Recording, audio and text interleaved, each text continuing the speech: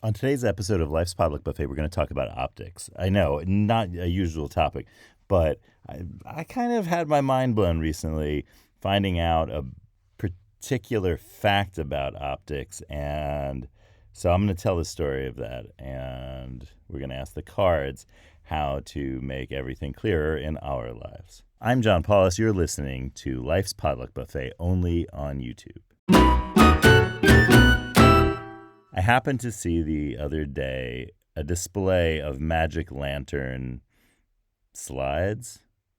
Well, the image on today's thumbnail is, well, it's upside down, but it's magic lantern slides. Here, I'll turn them right side up. Okay, there. See, so, but there's a reason they're upside down, and that's part of the story here. And so the magic lantern was this thing that got invented a couple centuries ago or so. And it was for projecting images of various things. And that was really cool. It's an early kind of projector, let's say. And basically, there are these transparent, well, partly transparent images that light goes through. They're also in color, or can be in color, and light goes through them, and they can be projected on a wall, a screen, etc. The interesting thing that I learned about magic lanterns is that you have to put the image in upside down. And there's a reason why. And the reason why is not a matter of the technology, and it's not a matter of our biology.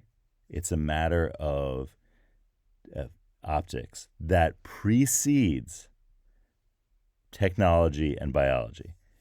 And I learned this from an article written by a scientist whose name is Thomas Stuffragan. I hope I got that right. So if Professor Stuffragan, if you're listening, please let me know if I got your name right.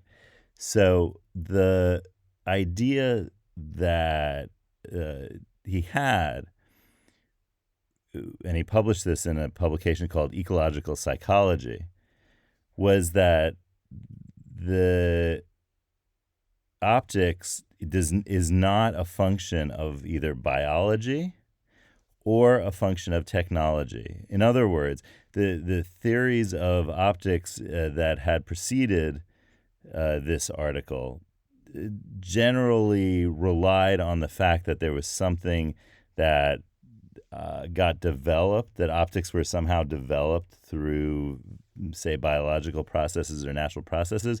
Whereas what he shows is that optics, it's a physical law of nature that precedes all other developments. And I thought that was a little bit mind-blowing because that really puts it in perspective.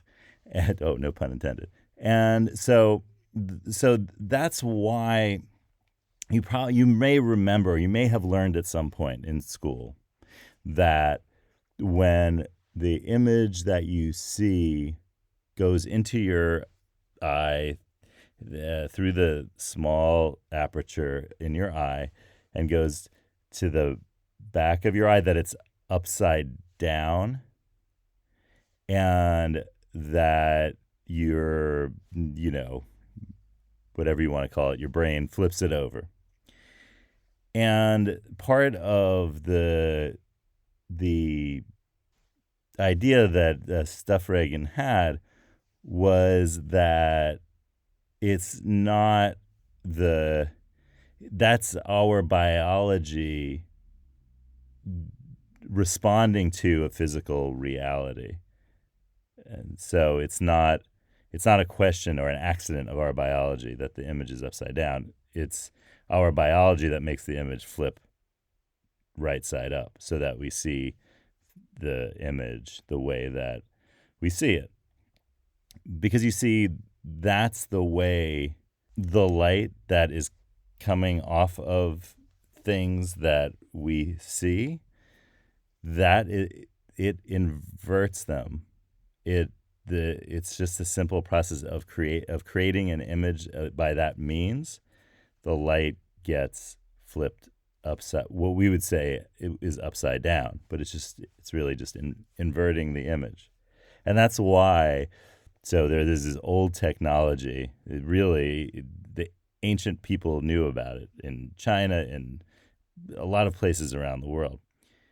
And that technology is if you have a darkened room or chamber or box, and there's a hole in it, that there's a way that an image can be let through, so that the light rays from that image project into the dark space, and you can see that image, but you see it upside down, because that is that principle of the inversion that happens with the formation of an image in nature. So when nature forms the image is inverted.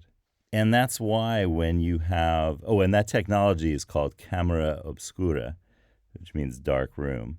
And there's also a camera lucida, which operates under a different principle, but it also projects an image.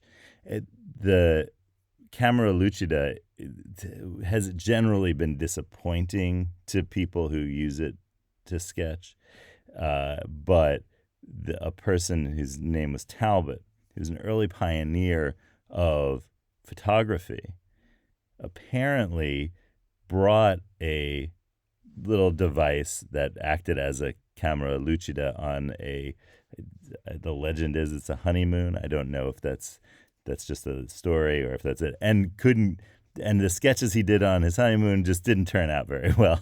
The image was too dim, and the light was too bright, so it didn't work out great. And he was a little bit disappointed with what he was able to sketch based on the projection that the camera lucida put onto the sketch pads that he was using. And so he wanted to develop a camera and a way of recording those images that would work. And this is the connection to this is not a coincidence. The camera, which just means chamber or room, that's what the camera obscura and the camera lucida, that's where that word comes from. And that's where we get the word for camera, with which we take photographs with, because again, it was a dark chamber in which light was allowed in and able to contact a photographic plate, which then had an image on it, which was then able to be either developed or so forth. And that's a camera. And that's where that technology all comes from.